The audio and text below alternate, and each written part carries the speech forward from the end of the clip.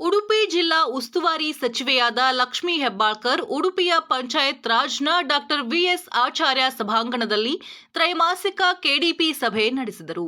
ಈ ಸಭೆಯಲ್ಲಿ ಭಾಗವಹಿಸಿ ಸಭೆಯ ಅಧ್ಯಕ್ಷತೆಯನ್ನು ವಹಿಸಿದ ಸಚಿವೆ ಲಕ್ಷ್ಮೀ ಹೆಬ್ಬಾಳ್ಕರ್ ಇಲಾಖಾವಾರು ಪ್ರಗತಿ ಪರಿಶೀಲನೆ ಚರ್ಚೆ ನಡೆಸಿ ಅಭಿವೃದ್ಧಿ ಹಂತದಲ್ಲಿ ಕಾಮಗಾರಿಗಳನ್ನು ತ್ವರಿತವಾಗಿ ಪೂರ್ಣಗೊಳಿಸಲು ಹಾಗೂ ಸರ್ಕಾರದ ಯೋಜನೆಗಳು ಹಾಗೂ ಕಾರ್ಯಕ್ರಮಗಳನ್ನು ಅರ್ಹ ಫಲಾನುಭವಿಗಳಿಗೆ ತಲುಪಿಸಲು ಸೂಚನೆಯನ್ನು ನೀಡಿದರು.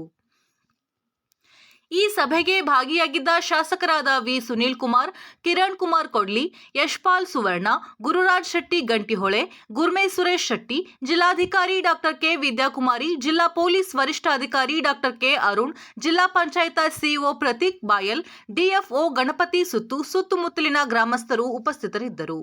Bureau report GS5 TV Kannada news Udupi.